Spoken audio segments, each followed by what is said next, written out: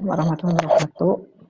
Hari ini kita akan membahas mengenai Global Information System and Market Research dalam global marketing ya. Oke.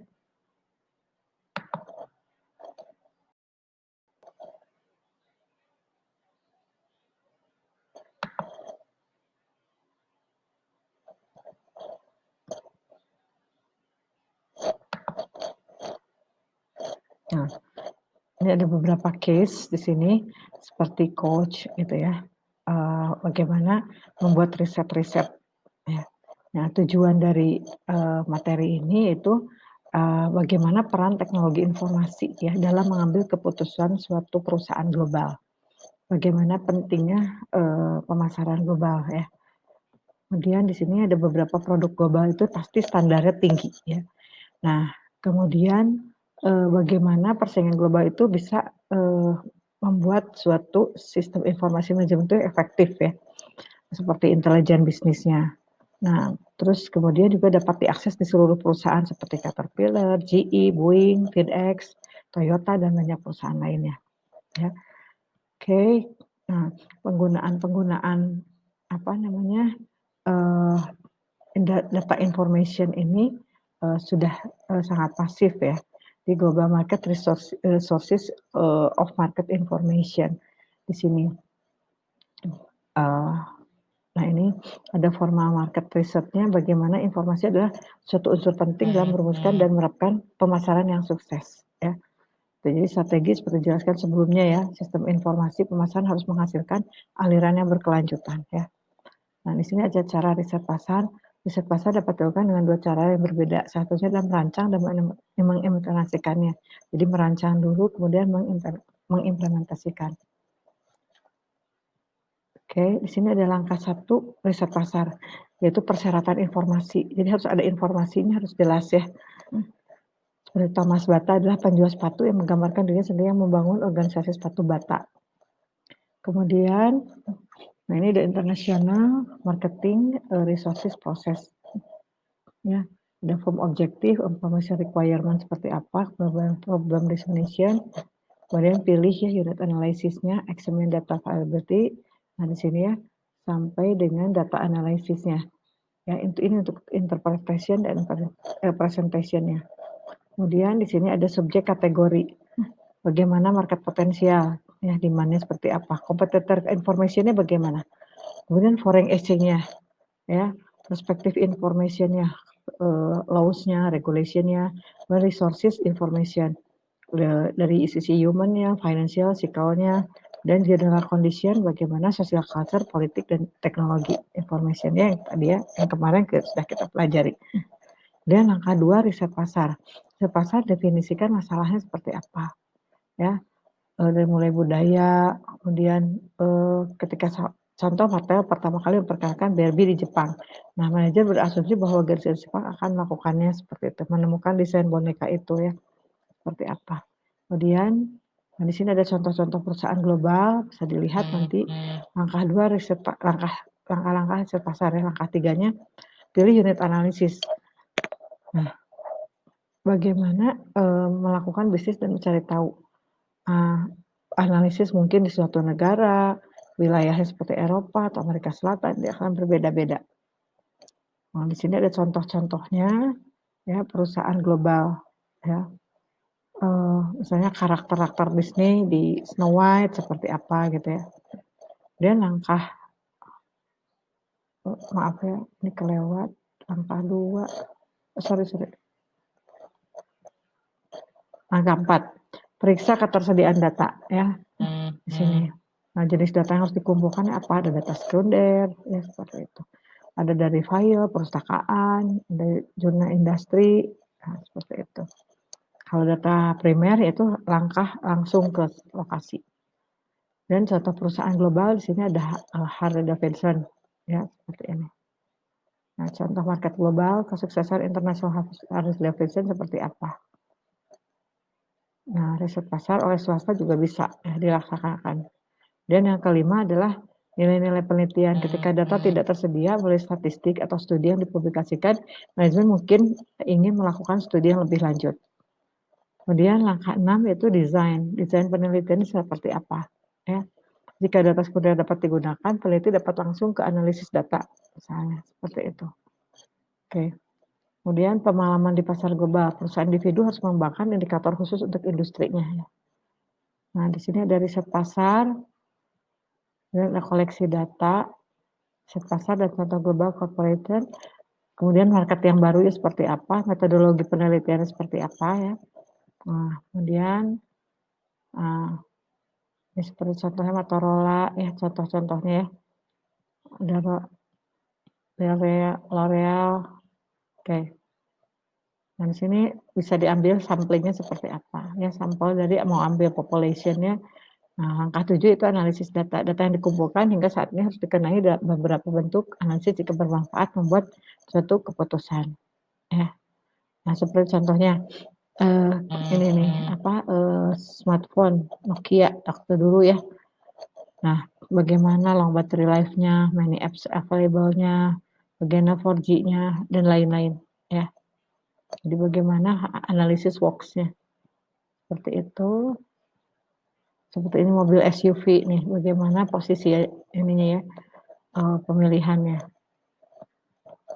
Ada analisis conjoint, perusahaan global. Yang langkah 8 yaitu interpretasi dan presentasi. Laporan yang didasarkan pada riset pasar harus bermanfaat bagi manajer sebagai masukan. Ya, jadi harus diinterpretasikannya seperti apa dan dipresentasikan.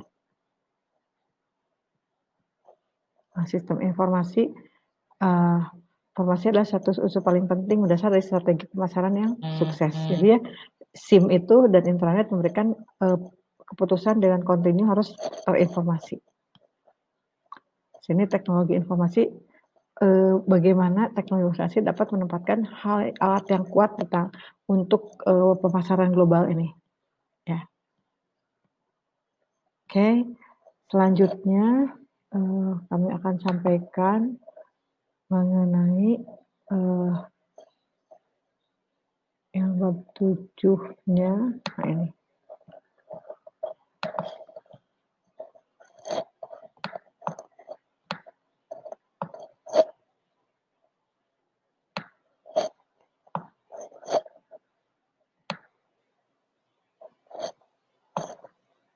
Nah, kemudian berikutnya adalah segmenting, targeting and positioning ya.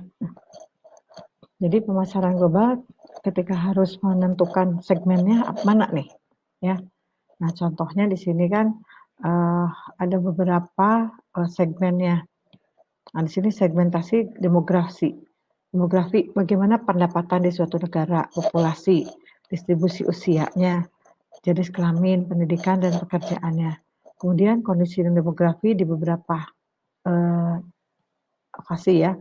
Nah, di sini segmenting pasar global dengan pendapatan dan populasi. Ketika sebuah perusahaan membuat rencana untuk ekspansi pasar global, sering ditemukan bahwa pendapatan adalah variabel segmentasi yang berharga. Ya. Misalnya untuk harga rokok, minuman ringan, seperti itu. Kemudian demografi pendapatan atau kekayaan. Ya. Nah, konsentrasi kekayaan di beberapa negara industri memiliki implikasi signifikan bagi pemasar global. Nah, setelah segmentasi dalam hal variabel demografi tunggal ya maksudnya pendapatan seperti apa. Nah, kemudian ada segmentasi PDB ya. PDB di suatu negara berapa sih? Jadi ketika kita mau memasuki pasar global seperti di sana, jadi kita tahu oh punya daya beli seperti itu. Nah, sebagai contohnya SUV ya, SUV Mitsubishi Motors. Nah, bagaimana kendaraan global yang dapat dijual di seluruh dunia, seperti itu. Nah, ini per capita income-nya, ini top GDP, ini contoh segmentasi ya, arah hidup di negara-negara. Nah, ini bagaimana segmentasi daya beli ya. Nah, yang akan kita tuju. Oke, nah segmentasi populasi penduduk. Nah, kita juga harus lihat ketika masuk ke suatu negara, negara itu populasi penduduknya seperti apa. Misalnya penduduknya sangat padat seperti di Indonesia. Jadi kuenya masih besar, kuenya masih banyak. Dan segmentasi demografi populasi. Jadi ada contoh-contohnya.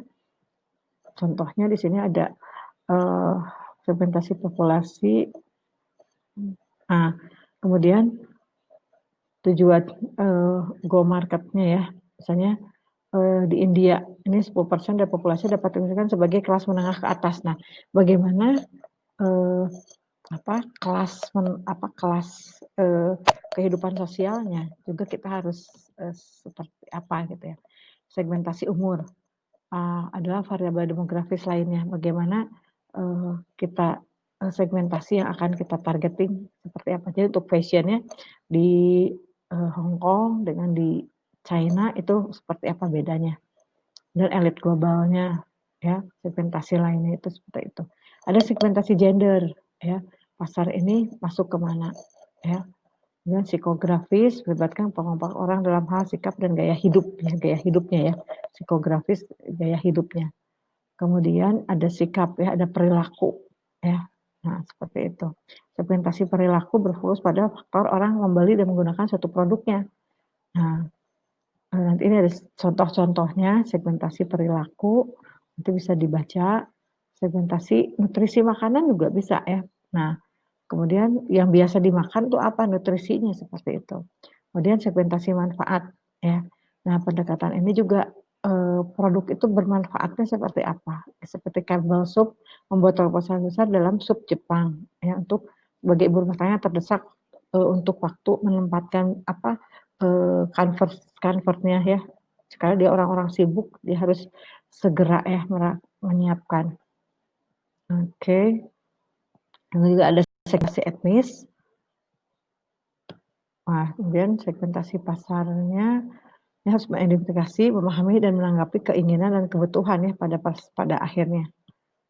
Nah, kemudian masih ada contoh-contohnya segmentasi benefit ya. SUV itu benefitnya seperti apa sih di negara tersebut ya, contohnya.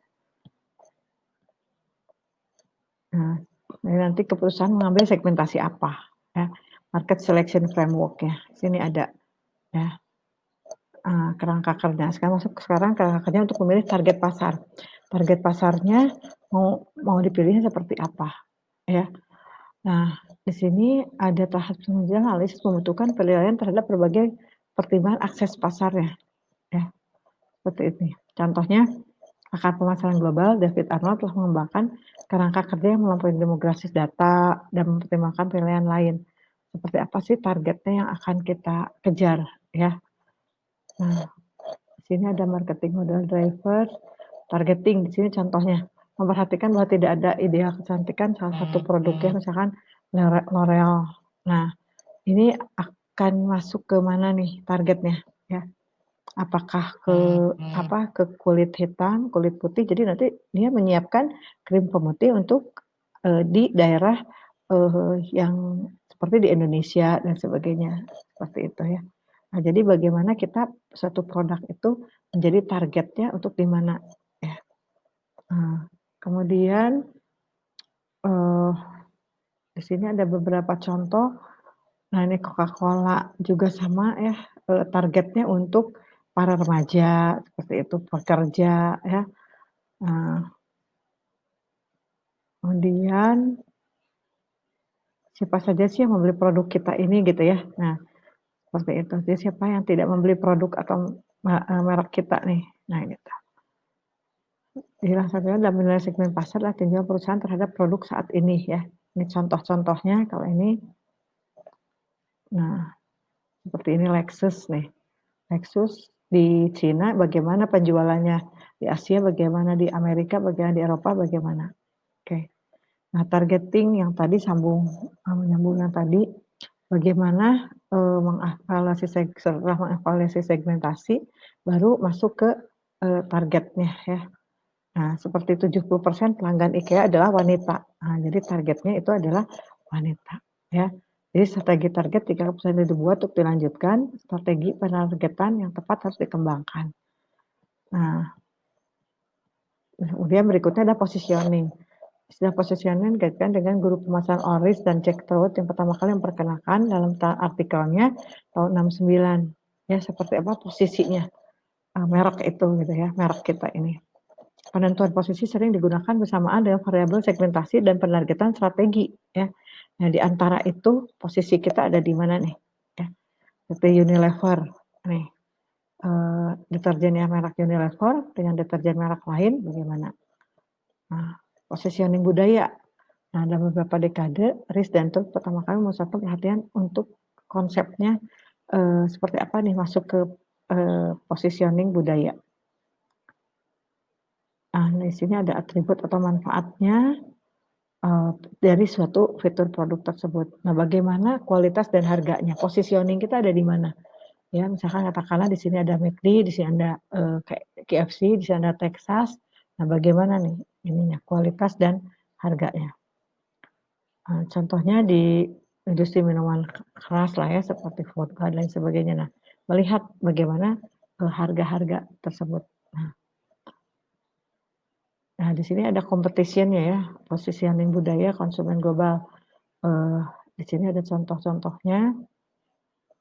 Nah, seperti di sini ada kasusnya, untuk memahami preferensi wanita di belahan dunia itu seperti apa sih, L'Oreal di Tokyo untuk memperpanjang bisnis ini. Nah, jadi target dan positioning ini, sangat, kental ya, targetnya seperti apa supaya kita tahu posisinya ada di mana, ya. Mengapa kita mengambil target, eee, wanita di Asia, ya, karena positioning L'Oreal masih di bawah Estée Lauder, Clinique, MAC misalnya seperti itu.